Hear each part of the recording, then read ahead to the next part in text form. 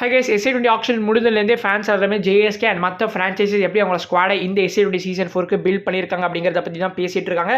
பார்க்கறதுக்கே ரொம்ப இன்ட்ரெஸ்டிங்காக இருந்துச்சு. ஸோ ஆஃப்கோர்ஸ் இந்த வீடியோ நம்ம JSK பற்றி பார்க்கலாம் அண்ட் மற்ற சில IPL அப்டேட்ஸுமே இருக்குது, அதை பற்றியுமே கண்டிப்பாக பேசுவோம். வீடியோ கண்டிப்பாக இருக்கும். வீடியோ லைக் தெரிவிட்டு மறக்காம சேனலை சப்ஸ்கிரைப் பண்ணிக்கோங்க.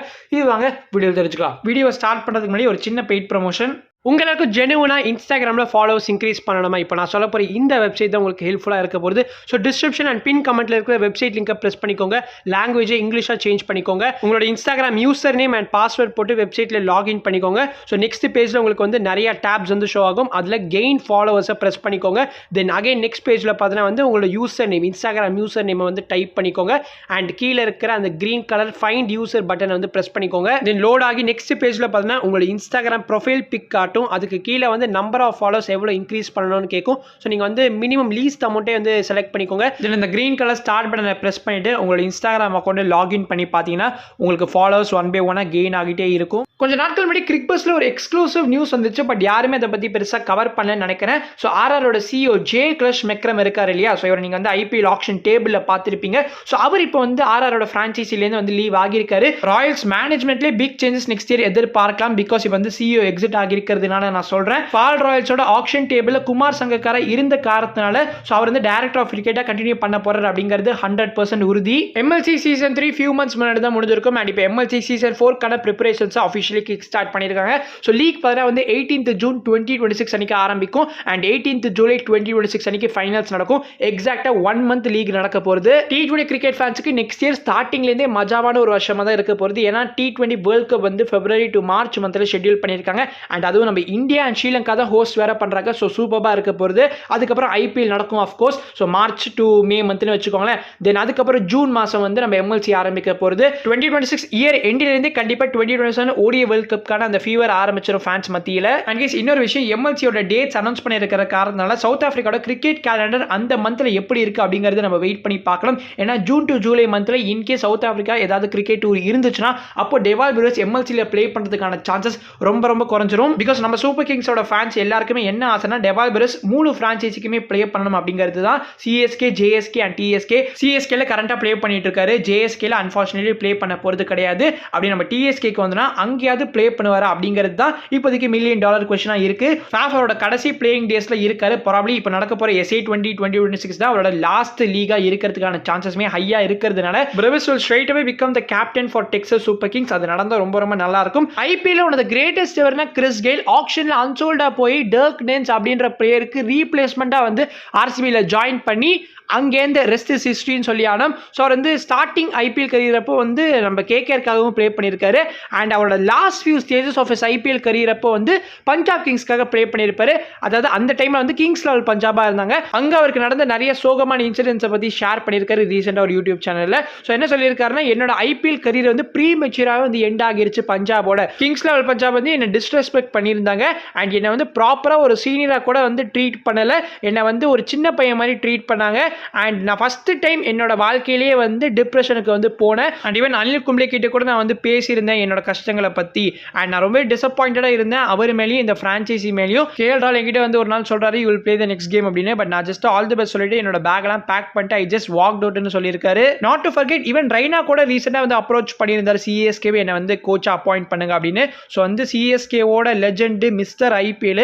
ஆனால் இப்போ வரைக்கும் CSK அவருக்கான சரியான ரெஸ்பான்ஸ் கொடுக்கல அப்படின்னு அவரே ஒரு இன்டர்வியூல ஷேர் பண்ணியிருப்பாரு. இந்த மாதிரி ஒரு சில நியூஸ் வெளில வரப்போதான் தெரியுது மேனேஜ்மெண்ட்னால பிளேயர்ஸ் எவ்வளவு வந்து பாதிக்கப்படுறாங்க அப்படின்னு. SA20 ஆக்ஷன் முடிஞ்சதுக்கு அப்புறம் நம்ம ஹெட் கோச் ஃபிளெமிங் கிட்ட வந்து ஒரு இன்டர்வியூ கண்டக்ட் பண்ணியிருக்காங்க. அதுல அவர் என்ன சொல்லியிருக்காருன்னா, எஸ் இது கஷ்டமான நாளா தான் இருந்துச்சு. நாங்க பிரவிஸ் கண்டிப்பா எடுப்போம் அப்படின்ற நம்பிக்கையில தான் வந்திருந்தோம். அன்பார்ச்சுனேட்டா கிடைக்கல. பிரவிஸ் ஃபர்ஸ்ட் மார்க்கி செட்ல வந்திருப்பாரு. நாங்க வந்து with Brevis and without Brevis அப்படின்னு சொல்லிட்டு பிளான் பண்ணி வச்சிருந்தோம். அதாவது பிரவிஸ் இருந்தா எப்படி ஸ்குவாடை பில்ட் பண்ணோம், பிரவிஸ் இல்லனா ஸ்குவாடை எப்படி பில்ட் பண்ணோம் அப்படின்ற மாதிரி ஒரு பிளான் வச்சிருந்தோம்னு சொல்லியிருக்காரு. அண்ட் எங்களுக்கு இருந்த பயம் என்னன்னா, பிரவிஸ்க்காக வெயிட் பண்றேன்ற பேர்ல மார்க்கி செட்ல நிறைய பிளேஸை மிஸ் அவுட் பண்ணிடுவோமோ அப்படின்ற ஒரு பயம் இருந்துச்சுன்னு சொல்லியிருக்காரு. அதாவது இப்போ பிரவிஸ் கொஞ்சம் லேட்டா வந்திருந்தாருன்னு வச்சுக்கோங்க கைஸ். அதாவது முல்டர் அதுக்கப்புறம் ஆண்ட்ரே பர்கருக்கு அப்புறமாலாம் வந்திருந்தாருன்னா அப்போ நீங்க வந்து முல்டர் அண்ட் ஆண்ட்ரே பர்கருக்கு அஃப்கோர்ஸ் போயிருக்க மாட்டீங்க, பிரவிஸ்க்கு சேவ் பண்ணி வச்சிருந்திருப்பீங்க. ஸோ பிரவிஸும் கிடைக்காம போயிருந்தாருன்னு வச்சுக்கோங்களேன். அப்போ உங்களுக்கு மார்க்கி செட்ல அந்த டாப் பிளேயர்ஸ் இருக்காங்க பார்த்தீங்களா, அவங்க யாருமே கிடைச்சிருக்க மாட்டாங்க. நாங்கள் ஒரு 2 or 3 பிளேயர்ஸ் டார்கெட் பண்ணி வச்சிருந்தோம், பட் அவங்களுமே கிடைக்கலன்னு சொல்லியிருக்காரு. அந்த ஆக்ஷன்ல JSK பேருக்கு சர்ப்ரைஸா இருந்தது சுபம் ரஞ்சானேயோட பிக் தான். எஸ் அஃப்கோர்ஸ் அது ஒரு மாஸ்டர் ஸ்ட்ரோக் பை ஃபிளமிங்.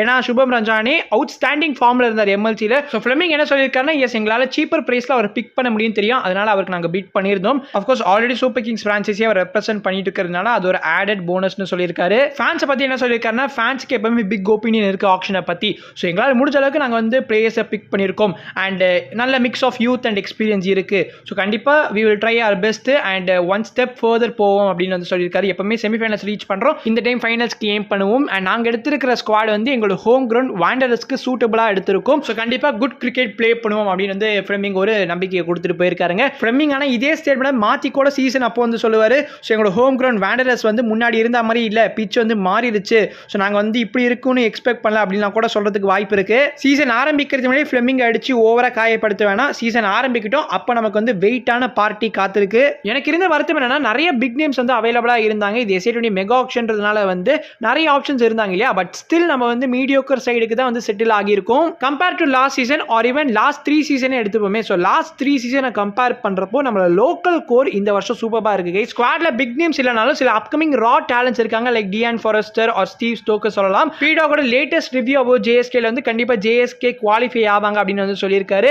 ரீசெண்டா பப்ளிஷ் பண்ண ட்வீட்ல என்ன சொல்லியிருக்காருன்னா, ஜேஎஸ்கே இந்த வாட்டி டிஃபரெண்ட் காம்பினேஷனுக்கு போயிருக்காங்க.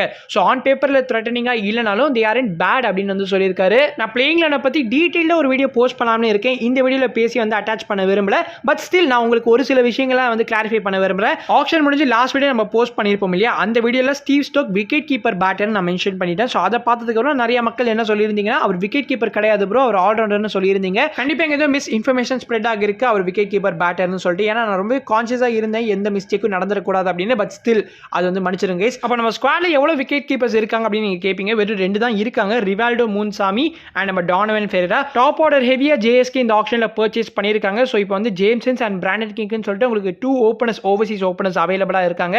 ILT20 கமிட்மெண்ட்ஸ் காரணமாக Vince first 3 to 4 games miss out பண்ணுவார். ஸோ அப்படிங்கிறப்போ பிராண்டன் கிங் அண்ட் ஃபேஃப் தான் ஓப்பன் பண்ணுறதுக்கான சான்சஸ் ஹையா இருக்கு. Rivaldo Moonsamy, Rilee Rossouw, Steve ஸ்டோக்னு சொல்லிட்டு உங்களால் யாரை வேணாலும் ஃபேஃபோட ஓப்பன் பண்ண வைக்க முடியும். பட் ஸ்டில் பெஸ்ட் ஆப்ஷன் பார்த்தோம்னா ஸ்டீவ் ஸ்டோக் தான். Steve Stolk as opener, Rilee Rossouw as number 3 or vice versa. Number 4ல வியான் முல்டர் ஆஃப்கோர்ஸ் அவரோட பொசிஷனான நம்பர் 4ல ப்ளே பண்ண வைக்கலாம். டாப் 4 ஜேஎஸ்கேட பெர்ஸ்பெக்டிவ்ல என்ன யோசிப்பாங்கன்னா, ஃபேஃப் டு பிளஸஸ், ஜேம்சன்ஸ், Rilee Rossouw or Steve Stolk and then நம்மளோட வியான் முல்டர் இருப்பாரு. பட் என்னோட ஒப்பீனியன்ல லோக்கல் பேட்டரி ட்ரை அவுட் பண்ணலாம் ஃபார் ஓப்பனிங். நம்மளோட லோக்கல் கோர் இந்த வருஷம் நல்லா இருக்கு அப்படிங்கறத முன்னாடி நான் சொல்லியிருப்பேன் இல்லையா. ஃபாரஸ்டருமே இருக்காரு, அவருமே சூப்பரான ஆப்ஷனா இருப்பாருங்க. லோவர் ஆர்டர்ல கண்டிப்பா ப்ளே பண்ண வைக்கலாம். பட் ஆல்ரெடி டானவன் ஃபெரேரா இருக்கிறதுனால ஐ டோன்ட் திங்க் நீங்க டியான் ஃபாரஸ்டரை வந்து ஸ்னீக் இன் பண்ண முடியாது. ஸோ இப்போதைக்கு அவர் பேக்கப்பா தான் இருப்பாரு. 11ல 4 ஓவர்சீஸ் ஸ்லாட்ஸ் வந்து மேக்ஸிமம், பட் நான் வந்து 3 ஓவர்சீஸ் பிளேஸோட தான் போவேன். Akeal Hosein, Richard Gleeson, Daniel Worrall or Reece Topley. கீப்பரா நீங்க பிளைண்டா டானவன் ஃபெரேராக்கு தான் போகிற மாதிரி இருக்கும். நமக்கு லாஸ்ட் சீசனாவது at least Jonny Bairstow and even Devon கான்லிலாம் இருந்தாங்க. பட் இந்த சீசன் அந்த மாதிரி ஒரு பிளேயர் இல்லாம இருக்கிறது ஒரு பெரிய கன்சர்ன் தான். விக்கெட் கீப்பர்ஸ்க்கான தனி செட்டே இருந்தப்போ ஏன் ஜேஎஸ்கே இப்படி வந்து மிஸ் அவுட் பண்ணிருக்காங்க, இப்படி ஃபம்பிள் பண்ணிருக்காங்க அப்படிங்கிறது இன்னுமே மிஸ்ட்ரியா தான் இருக்கு. கிங், தாஹிர், ரூசோக்கெல்லாம் போனதுக்கு பதிலாக ப்ராப்பர் விக்கெட் கீப்பர் ஆப்ஷனுக்கே போயிருக்கலாம். கார்னர் எஸ்டூசன் சம ஆப்ஷனா இருந்திருப்பாரு. அவர் விக்கெட் கீப்பர் பேட் தான் பிரெட்டோரியா கேபிட்டல்ஸ் வந்து பிக் பண்ணிருப்பாங்க. 3.2 மில்லியனுக்கு ஹை பிரைஸ் தான். So lower profile players like Keegan Lion Cachet கூட அவைலபிளா இருந்தாங்க. அவர் வந்து கிட்டத்தட்ட 1 மில்லியனுக்கு தான் சோல்ட் ஆகியிருந்தாரு. ஸோ அவர் வந்து நீங்க ட்ரை அவுட் பண்ணிருக்கலாம். குர்பாஸ் மாதிரி பிளேயர்லாம் அவரோட வேல்யூ மட்டும் கம்மியா வச்சிருந்தாருன்னா, இன்கேஸ் 1.5 மில்லியன் பிராக்கெட்ல வராம மேபி 500K ஆர் 1 மில்லியன் பிராக்கெட்ல வந்திருந்தாருன்னா கண்டிப்பா அவர் சோல்ட் ஆகியிருப்பாரு. மோயின் அலி, லூஸ் டூப்ளேலாம் அன்சோல்ட் ஆனது சர்ப்ரைசிங்காக தான் இருந்துச்சு. 1 bad season and now they are out. Maybe du Plessis இப்போ ILT20 ஆக்ஷனுக்கு ரெஜிஸ்டர் பண்றாரா அப்படிங்கறத பார்க்கணும். டிசர்விங்கான ஒரு சில கேண்டிடேட்ஸ் ஜார்டன் காக்ஸ், சோனி பேக்கர்லாம் அன்சோல்டா போனதுமே ஆச்சரியம் தான். ஜேம்ஸ் ஆண்டர்சன் நான் எக்ஸ்பெக்ட் பண்ணேன் அவர் அன்சோல்டா தான் போவார் அப்படின்னு. ஸோ கைஸ் இதே வீடியோ முடிச்சுக்கலாம். நிறைய டாபிக்ஸை பத்தி பேசியிருக்கோம். யார் அன்சோல்டா போனதை நினைச்சு நீங்க சர்ப்ரைஸ் ஆனீங்க அப்படிங்கறத கண்டிப்பா கமெண்ட்ஸ்ல ஷேர் பண்ணுங்க. நான் உங்களை அடுத்த வீடியோ சந்திக்கிறேன். அது வரைக்கும் பீஷியஸ் பை.